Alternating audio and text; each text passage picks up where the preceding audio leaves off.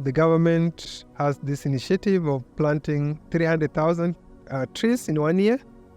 And us as lecturers, we want to make sure that we do it together with our students and our learners.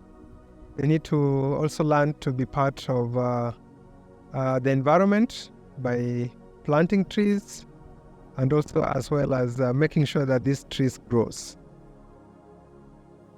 I believe that young people are potential agents of change, and today we are planting trees to remember the people affected by floods. In alignment with the climate action, we have to plant trees to save the globe for the future generations. And therefore, from Africa Nazarene, we are making this move to make sure that we also support not only what the president says, but we also protect what God created many years ago, and it is still in existence.